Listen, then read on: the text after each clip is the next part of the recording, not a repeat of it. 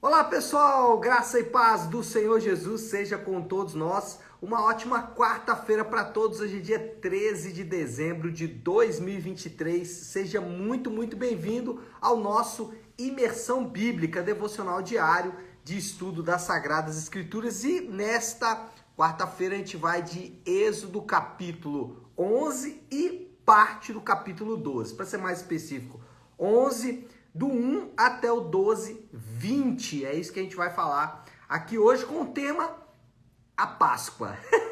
E aí pelo tema já dá para ter uma ideia do que a gente vai tratar, né, gente? É claro, vamos falar um pouco sobre a Páscoa, ainda que a gente esteja muito próximo do Natal, né? Duas datas aí muito importantes para os cristãos.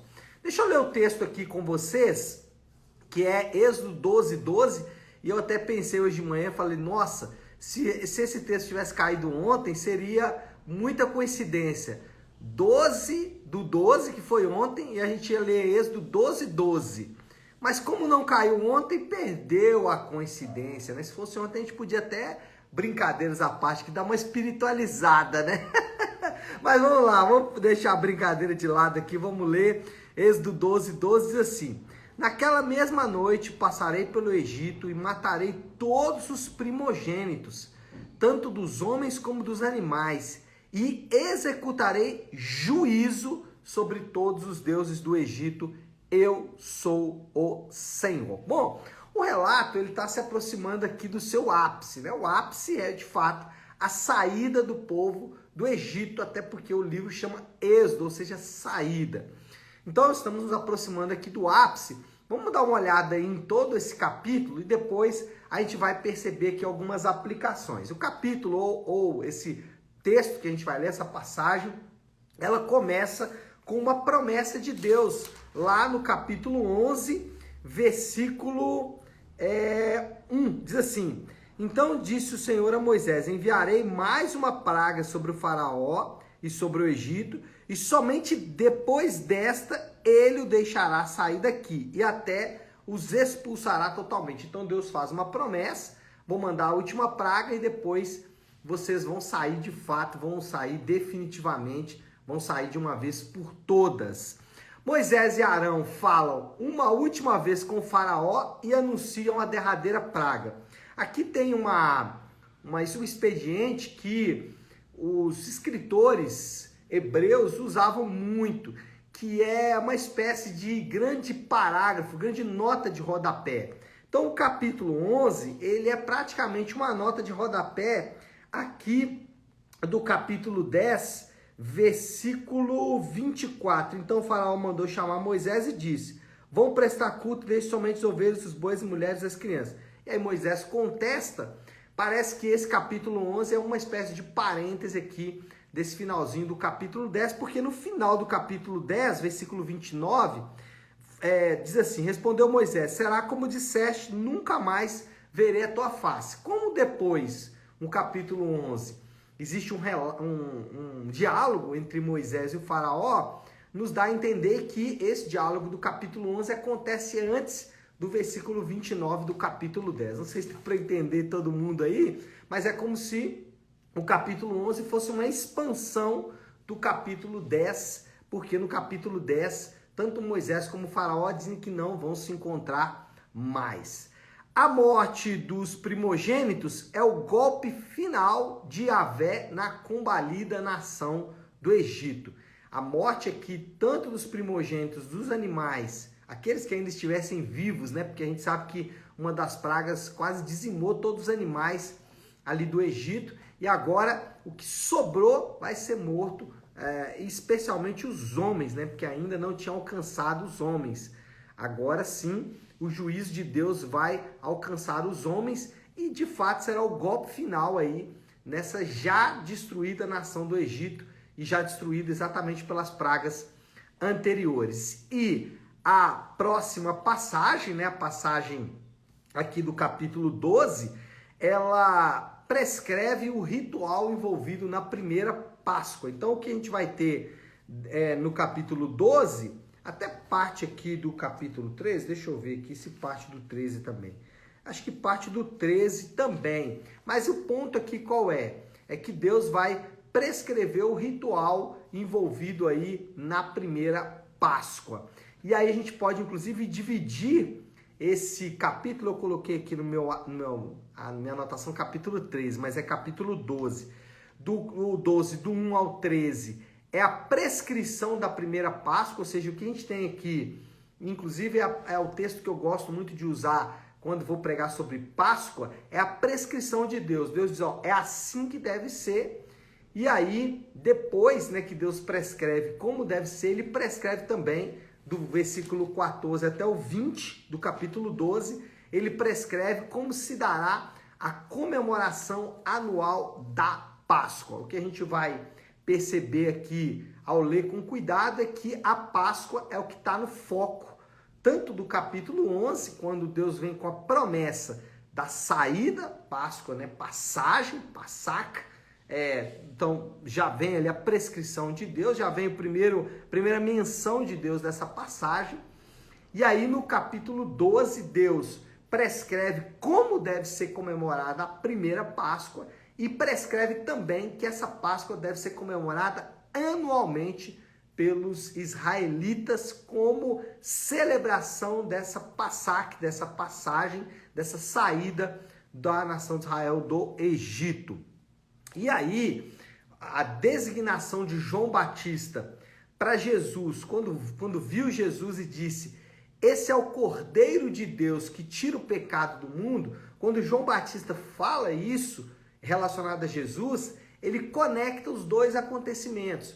Ele conecta Jesus como Cordeiro de Deus e a Páscoa, que era a celebração também, ou o sacrifício de um cordeiro ali pela nação de Israel. Então, quando João Batista designa Jesus como Cordeiro de Deus, ele está conectando dois acontecimentos, conectando Jesus à Páscoa dos judeus. E aí a gente vai ver aqui algumas similaridades entre Jesus e a Páscoa, essa Páscoa prescrita pelo Senhor aqui para os israelitas. A Páscoa marca o início do ministério de Israel, o versículo 12, o versículo 1, isso mesmo. Versículo 2 do capítulo 12 aqui de Êxodo. Êxodo 12, 2 diz assim, esse deverá ser o primeiro mês do ano para vocês. Parece que aqui os israelitas ainda usavam o calendário egípcio de contagem de anos e dias, e aí a partir de agora nós temos então o primeiro mês do ano para os israelitas comemorado a partir da Páscoa, a partir desta data aqui. Então o que nós temos é o início do ministério de Israel. A nação agora passa a representar o próprio Deus. E a chegada de Jesus também marca o início da era cristã, o início de uma mudança que o mundo nunca viu antes. Na verdade, o mundo nunca mais foi ou nunca mais será o mesmo depois da passagem de Jesus por essa terra. Inclusive, nosso calendário, chamado calendário mariano, nosso calendário, ele é contado no mundo inteiro, exceto algumas nações, inclusive os israelitas, né, que não contam os anos como nós contamos, mas as demais nações, elas contam os anos a partir de antes de Cristo e depois de Cristo, mostrando exatamente que o mundo nunca mais foi o mesmo depois de Jesus e nunca mais será o mesmo. Jesus, a chegada do Cordeiro, mudou completamente o status do mundo. E aí, aqui nós temos uma aplicação muito direta. Você pode até não gostar de Jesus, você pode até não querer se comprometer com ele. E aqui eu estou dando dois exemplos extremos, né? Pessoas que não gostam de Jesus, e aqui quando eu falo não gosto de Jesus, não gostam do seu povo, tá? Porque não dá para gostar de Jesus e não gostar do seu povo.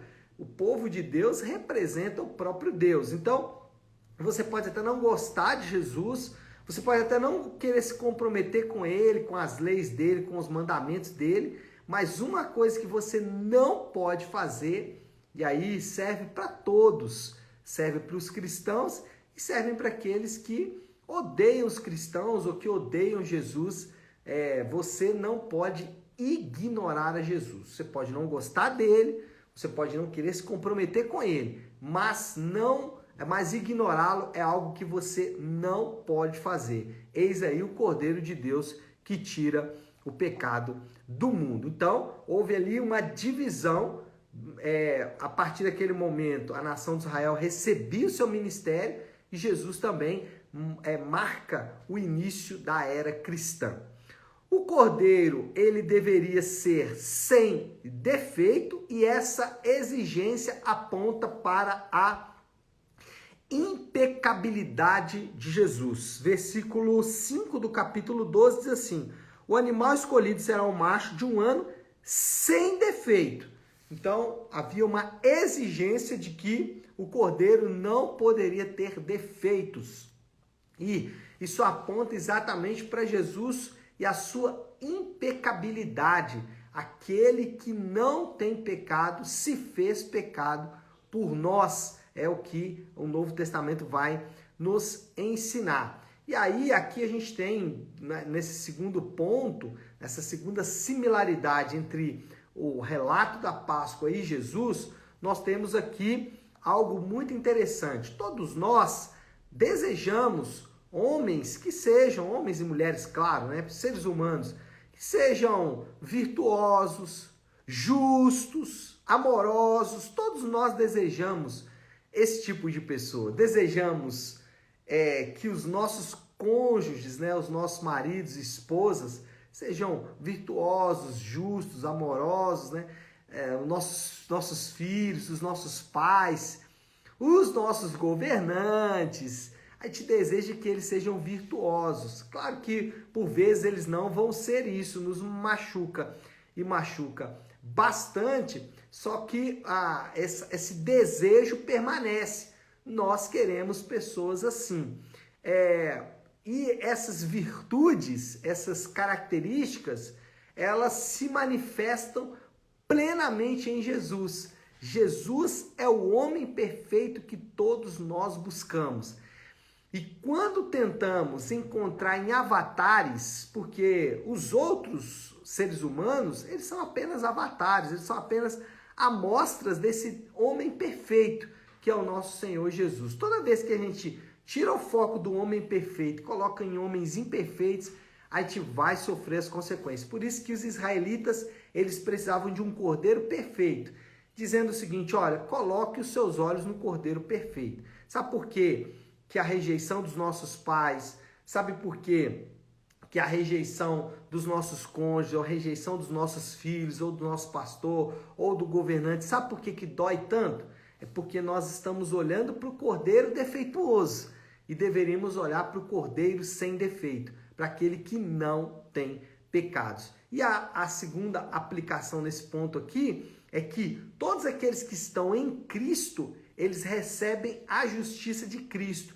E é isso que nós somos ensinados no Novo Testamento, que aqueles que estão unidos a Cristo, eles levam seus pecados a Cristo e recebem de volta a justiça, a obediência perfeita de Cristo. E a terceira similaridade é que a libertação através do sangue prefigura a salvação eterna assegurada pelo sangue do Cordeiro de Deus. Versículo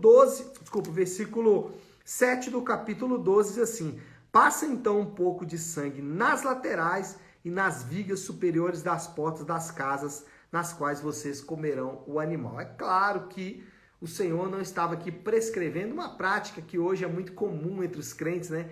Eles substituíram o sangue pelo óleo ungido e passa ali nos umbrais das portas.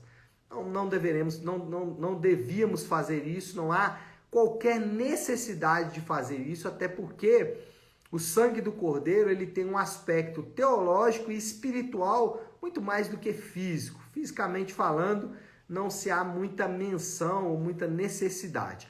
Qual é o ponto aqui? O ponto é que o sangue do Cordeiro da Páscoa tem a ver com o sangue de Jesus. E esse sangue, ele serve para 3 coisas. Ele serve primeiro como substituição. Ou seja, em vez de morrer os primogênitos de Israel, morreria o cordeiro inocente.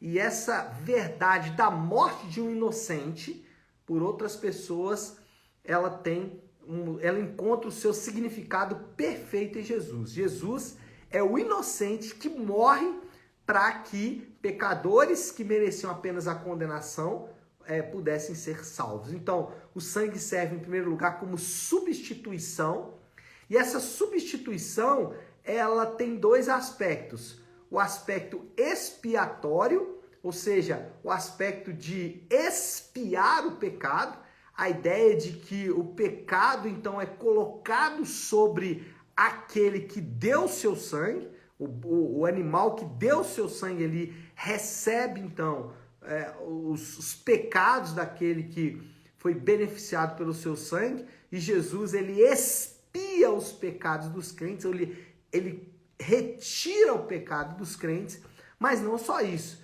ele também faz com que Deus se torne propício. Então é expiação e propiciação, ou seja, o favor de Deus agora é em direção àqueles que são marcados pelo sangue do Cordeiro. Por isso que não faz sentido você passar óleo ungido nos umbrais das portas. Por quê? Porque você já alcançou o favor de Deus. O anjo da morte não pode tocar, não é porque você passou sangue ali nos umbrais da porta, não. Ou óleo ungido, né?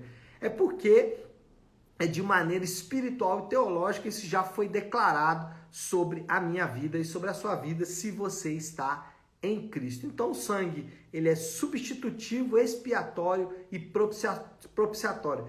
Alcança o favor de Deus.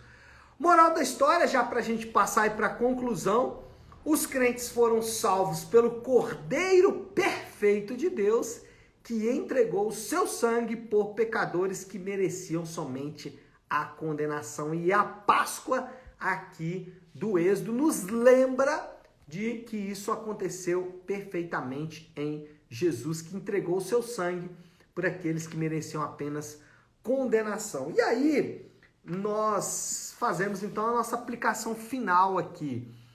Qual é a sua relação com o Cordeiro?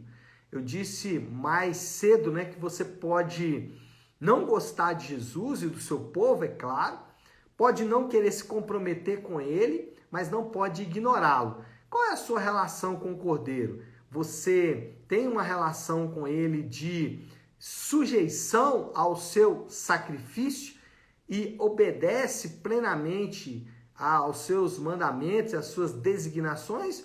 Ou você é daqueles que não querem se comprometer ou que até não gostam muito do Senhor? O devocional de hoje é para você. Se você está em aliança com o Cordeiro e já assumiu o sacrifício dele para a sua vida, lembre-se, você está e alcançou o favor de Deus. Se não, você precisa fazer isso urgentemente. Não dá para virar as costas para tão grande sacrifício. Então se volte hoje para o Cordeiro de Deus que tira o pecado do mundo. Tá certo, pessoal?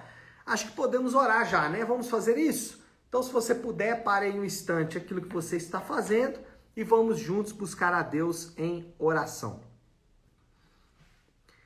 Querido Deus, Pai de amor e graça, Senhor, nós nos deparamos com esse texto e com esta passagem tão linda que narra o Cordeiro de Deus, ou o Cordeiro tirando o pecado do povo.